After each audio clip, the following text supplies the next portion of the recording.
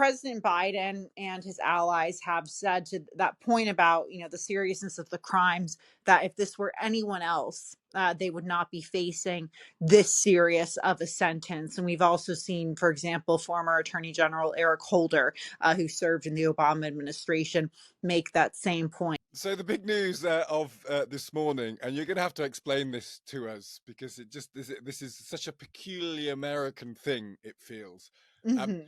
Joe Biden pardoning his own son before he leaves the office. Um, Explain how much of a surprise this is, how big a deal this will be regarded. So look, it's a big deal because we know that, there was so much interest in Hunter Biden and the two federal cases he was facing, one of which he was found guilty, in a number of different felonies that had to do with him essentially filling out a form to purchase a gun. And he essentially misspoke or lied about his current status as someone who was abusing drugs or on drugs at the time. And then the second case had to deal with him, improperly filling out tax forms. So it was it was those two federal cases. And we know that those two cases sort of were the focal point of a number of House Republicans in attacking President Biden. They were essentially accusing him of covering up for his son and, essentially using his position as, president of the United States to, sort of favor his son, in terms of the rule of law. And we know that it wasn't only those two cases. There were a lot of questions as to when President Biden was vice president, whether he allowed Hunter Biden to use his status as vice president for Hunter Biden to carry out business dealings with Ukrainian companies. So that's one piece of it. But, going back to the pardons, look, it's not abnormal for presidents as they're on their way out to pardon a number of people. We saw Donald Trump do it. We've seen Barack Obama do it. The list goes on. But this is absolutely peculiar because it's the president's own son. And there was a lot of speculation as to whether he would do this or not. Up until very recently, the White House has maintained that he would not pardon his own Yeah. son. That obviously was not the case. I don't think this comes as a surprise. We know that President Biden is very close with his family, very protective of his family. And we know that Hunter Biden, in particular, despite the fact that he's been a target of so much ire and attacks from Republicans, he still has been by his father's side. He was Yeah. with his father when he did a trip to the UK, I think last year, for example, the UK and Ireland. Hunter Biden was front and center.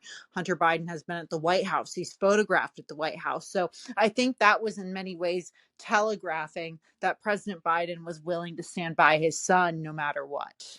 And he was going to go to prison, wasn't he? I mean, these are. I mean, you could make a judgment about how serious these crimes are because it was about filling in a form about owning a gun and all of that type of stuff. But equally, he pleaded guilty. Hunter Biden. He was facing jail time, wasn't he? He was, and that sentencing actually would have taken place this week, I believe, on Wednesday. So the timing was certainly important in all of this. President Biden and his allies have said to that point about, the seriousness of the crimes, that if this were anyone else, they would not be facing this serious of a sentence. And we've also seen, for example, former Attorney General Eric Holder, who served in the Obama administration, make that same point. But Republicans argue that he is facing what most Americans would face, and he should be under an even tighter Yeah. microscope. So a lot of Republicans not happy with this, but also I think it's worth noting there's at least one House Democrat and the governor of Colorado who have said that they disagree with this decision by President Biden. The governor of Colorado is a Democrat, I should add, saying that it sets a bad precedent for sitting presidents to sort of, pardon, potential crimes committed by their family members. Yeah, particularly with Trump. I mean, Trump's done it before, as you say, with people connected to his family. But now it'd be very hard for Democrats to criticize whatever Trump gets up to in the next 4 years. What do you make of this as an American, Julia? Because as to a Brit, this looks like a total disgrace. This looks like a complete uh, problem where the judicial system and the political system have become enmeshed in a really unhealthy way that you would expect in banana republics. You wouldn't expect in one of the great democracies of the world. No one should have the power to override the justice system, and yet the president has done that to save the skin of his own son. Just as a citizen, how does that make you feel? It feels it could not happen in this country. If anyone tried to be in this area, they'd be drummed out of politics. It's a completely American thing. This. What do you make of it? Well, we see it happening, I think, on both sides of the aisle, the politicization of the judicial system in this country, not only when it comes to this case, involving Hunter Biden, but also you could argue to the highest court in the United States, the Supreme Court, has largely become a political institution. We saw in 2016 Donald Trump and Republicans campaigning on appointing conservative justices to not only the Supreme Court, but to lower level courts across the country.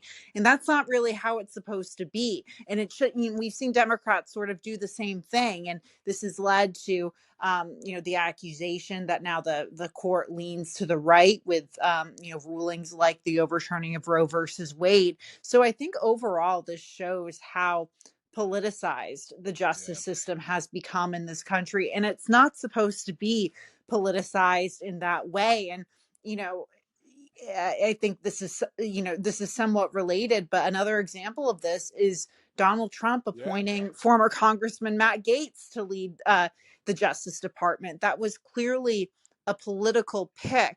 I think a lot of these cabinet appointments are political, but that was very, very political, and Or the even had boss a of the number. FBI, or the boss of the FBI, Julia. That's the other story in town. Yes. I mean, again, that's not uncommon. The boss of the FBI can be politically appointed, but the idea of the person running the internal major federal police institution being not necessarily a law someone expert in law enforcement is kind of, again, feels quite mad to outsiders.